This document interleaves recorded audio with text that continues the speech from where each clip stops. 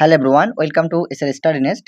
আজকে আমরা এই ভিডিওতে আলোচনা করব ফাজিল থার্ড সেমিস্টার তাফসীর সাবজেক্টের কিছু গুরুত্বপূর্ণ এমসিকিউ কোশ্চেন নিয়ে। অলরেডি আমরা কিন্তু থিওরি ক্লাস যেগুলো করেছি বা তার মধ্য থেকে আমি তোমাদের এমসিকিউ গুলো আমি রেডি করেছি। তো আজকে আমাদের এমসিকিউ পার্ট 1 ক্লাস তাফসীর সাবজেক্টের। ওকে, তো চলো আমাদের ক্লাস কন্টিনিউ করি। আচ্ছা, সঠিক উত্তর নির্বাচন করো। আরজুল মুকাদ্দাস হলো ও বাইতুল মুকাদ্দাস। তো এখানে যে কোশ্চেনটা রয়েছে এটা কার মত? হ্যাঁ, এই যে উক্তিটা আউযুল মুকাদ্দাস বলতে যে এরিয়াটাকে বোঝানো হচ্ছে, তো এটা হচ্ছে আল্লামা জাহাক রহমতুল্লাহর মতে। দ্বিতীয় কোশ্চেন, আউযুল মুকাদ্দাস বলতে বোঝায় সমগ্র সিরিয়াকে। উক্তিটি হলো আল্লামা কাতাদা। এখানে কিন্তু তিনটা অপশন রয়েছে, তার মধ্যে আল্লামা কাতাদা এটা রহমতুল্লাহ হয়ে যাবে সঠিক আনসার। তৃতীয় নম্বর কোশ্চেন, তুর পর্বত ও তার উপকণ্ঠ আরজুল মুকাদ্দাস এই অভিমতটি করেছেন ইমাম মুজাহিদ রহমতুল্লাহ আলাইহি। মুসা আলাইহিস সালামের যুগে বনি ইসরাইলগণ যে স্থানে বন্দিদশা অসহায় ছিল তা হলো, চারটে অপশন রয়েছে, বাইতুল মুকাদ্দাস, ময়দানে তিহ, আরাফা ময়দান। অ্যান্সার হয়ে যাবে ময়দানে তিহি ময়দানে। নাকিব শব্দের অর্থ কি? নাকিব কথার অর্থ হচ্ছে দলের সর্দার। আমি কিন্তু তোমাদের তাফসীর যখন পড়িয়েছিলাম আমি কিন্তু এভাবে তোমাদের গুরুত্বপূর্ণ কোশ্চেন ধরে ধরে কিন্তু পড়িয়েছি। অতএব তোমরা দেখতে পাচ্ছ কিরাম প্যাটার্নে কিন্তু তোমাদের কোশ্চেন হবে এবং কেমন কোশ্চেন তোমাদের আসতে পারে। এই কোশ্চেনগুলো যেগুলো আমি এখানে রেডি করেছি এগুলো খুবই ইম্পর্টেন্ট কোশ্চেন, তোমরা এভাবে প্র্যাকটিস করবে। আশা করি যারা ক্লাসগুলো রেগুলারলি করো আমার ইউটিউবে ক্লাস, তারা কিন্তু কম বেশি প্রতিটা কোশ্চেনের আনসার করতে পারবে। সেভাবেই আমি কোশ্চেনগুলো ডিজাইন করেছি। ওকে, হযরত মুসা আলাইহিস সালামের সময় নাকিবের সংখ্যা ছিল, আমি বলেছিলাম কতজন? 12 জন। ঠিক আছে?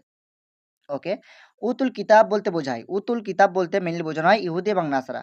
ওকে, আল মাসিহ ইবনে মারিয়াম, মাসিহ ইবনে মারিয়াম হলেন হযরত ঈসা আলাইহিস সালাম।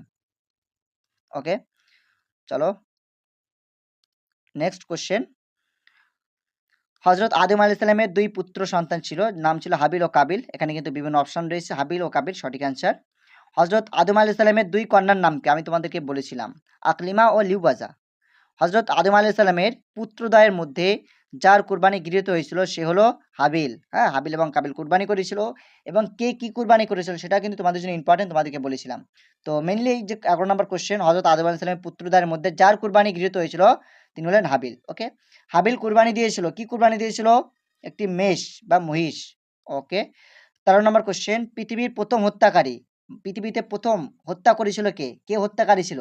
কাবিল ছিল। ওকে, কাবিল হাবিলকে হত্যা করে দেয়। ওকে, পৃথিবীর প্রথম কবর হয়েছিল কার? হাবিলের কিন্তু প্রথম কবর হয়েছিল। পৃথিবীতে প্রথম হাবিলের কিন্তু কবর হয়েছিল, যেহেতু কাবিল হাবিলকে হত্যা করে ফেলেছিল। ওকে, চুরির শারীরিক বিধান কি? চুরির শারীরিক বিধান হচ্ছে হাত কাটা। তিনটা অপশন রয়েছে, সঠিক আনসার হাত কাটা। ওকে, তো আজকে আমরা এই 15টি কোশ্চেন প্র্যাকটিস করে নিলাম।